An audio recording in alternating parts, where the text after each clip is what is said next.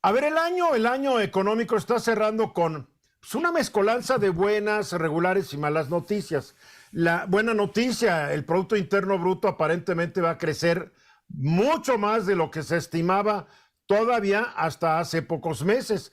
Hay quienes dicen que tal vez crezca este año 3%, ya con el 2,5% nos vamos a dar por bien servidos. No que sea un gran número, pero al principio del año se calculaba el 1, 1.2, entonces 2.5 está bien, bien dentro de lo malo. Pero también tenemos buenas noticias en lo que es el empleo. Se han generado más empleos, la población económicamente activa estamos más ocupada, entonces tenemos buenas noticias. Hoy el Economista dan una buena reseña de todo el asunto del empleo, del subempleo y todo lo demás, y la verdad tenemos que estar ya pensando que hay una recuperación, si no tal vez a los niveles del 2019, principios del 20, pero el país está agarrando una buena recuperación. Esa es la buena noticia. La mala es que crece la perspectiva y la creencia de que sí va a haber una fuerte contracción económica en Estados Unidos, que Estados Unidos va a entrar en una recesión, y aquí entra el viejo dicho, que cuando Estados Unidos le da una gripita, a México le da una influenza, y eso es lo que nos va a pegar.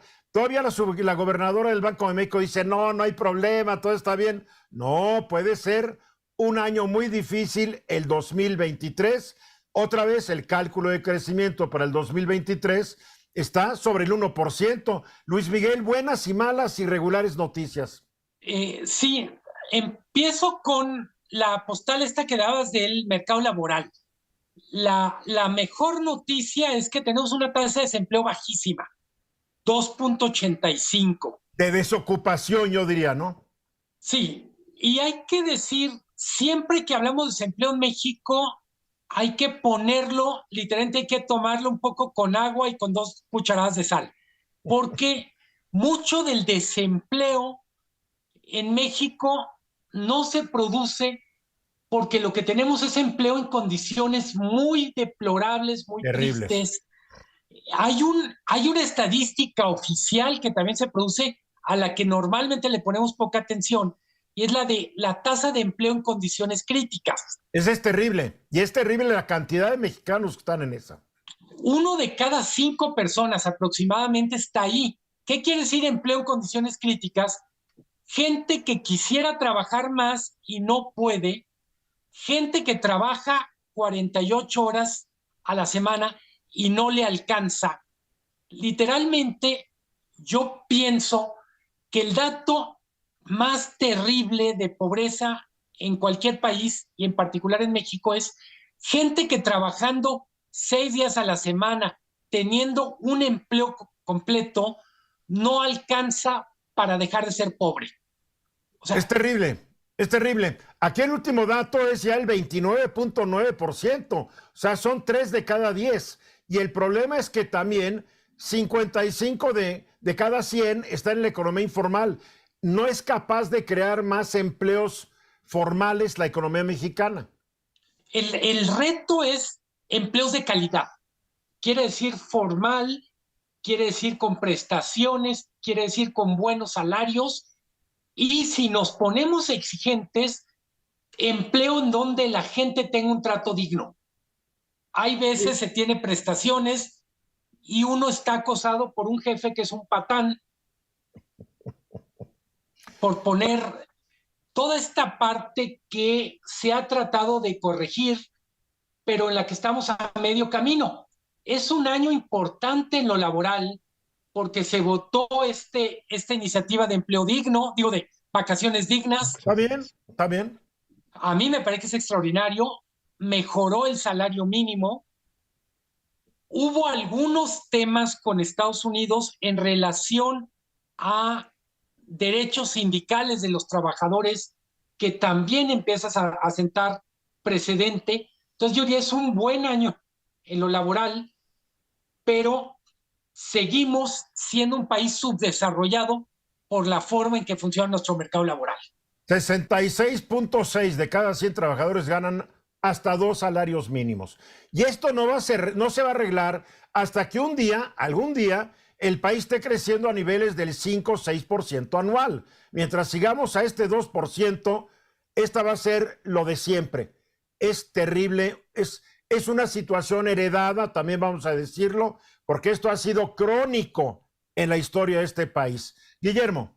Sí, pero en todo caso, como bien dicen tú, Luis Miguel, aunque esta es una buena noticia, también es un espejismo por la baja calidad de esos empleos y no nos llevan al autoconsumo, que sería la fortaleza de la economía nacional. Y como bien dices, yo sigo insistiendo también en ello, la inversión pública no está orientada al crecimiento ni al desarrollo, está orientada a megaproyectos muy particulares, pero que no sé en cuánto tiempo van a dar resultados si es que lo dan, y se dejó de invertir en los proyectos, por ejemplo, carreteras, que aparte de darte comunicación, dejan dinero en las comunidades por donde pasan, y creo que si el gobierno, lo que le queda, no corrige y el nuevo no lo hace, vamos a seguir en estas cifras. Pero el problema no es solamente esto, porque el desarrollo de un país no lo da la inversión pública, lo da la inversión privada. Y la inversión privada no se está dando en los montos suficientes y no tiene por qué darse, porque si la economía no está creciendo, pues no se va a invertir. Los empresarios invierten en una economía que está creciendo, que les va a garantizar pues menos riesgos y más oportunidades de ampliar sus utilidades. Bernardino. Sí, Eduardo, mira, coincido con todo lo que han dicho ustedes, pero pensando un poco más atrás, y no de este gobierno, sino durante tantos gobiernos, siempre he escuchado que el desempleo ha ido creciendo, es decir, que hay más empleos y más empleos y más empleos. Y de repente llegan a otras cifras y ya no hay empleos. No, es que hay más empleos porque va creciendo el número de personas que integran la población económica. Efectivamente, que es parte de eso, Eduardo, pero hay veces, Eduardo, que también depende esas cifras del momento y el lugar que se están dando. Por ejemplo, hoy es vacaciones, ¿no? Y hay a lo mejor contrataciones no de un año, sino a lo mejor de un mes, de 2 o 3 meses a estas personas. Y esas cifras me supongo que son parte de lo que se está diciendo hoy actualmente. Entonces, creo que hay un tema ahí de planeación, desde mi punto de vista, para poder acrecentar el gobierno. ¿Qué se tiene que hacer? Pues ya lo que han comentado y otras tantas cosas más. Pero ya necesitamos hacerlo porque cada año va pasando lo mismo, se van dando cifras y no vemos nada, no vemos el resultado, no vemos personas o no vemos la familia que tenga un buen beneficio, una estabilidad económica. No hay ingresos, no hay suficientes empleos bien pagados. Efectivamente. Es la historia de siempre. Por eso digo, mientras no tengamos un gobierno o una serie de gobiernos que promuevan que este país crezca en serio, pues así vamos a estar. Yo recuerdo Fox nos prometió 7% anual, ¿se acuerdan?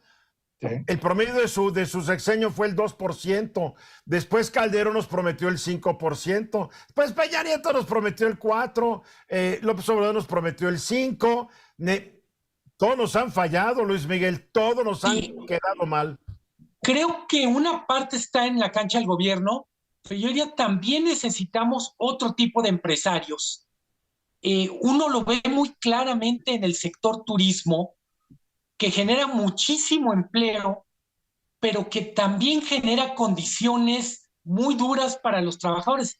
Pienso en regiones como Cancún, Puerto Vallarta, Los Cabos, donde el empleo se vive mucho de las propinas, pero, por ejemplo, no hay quien levante la mano para proporcionar vivienda digna, y cuando digo digna es cercana al lugar de trabajo.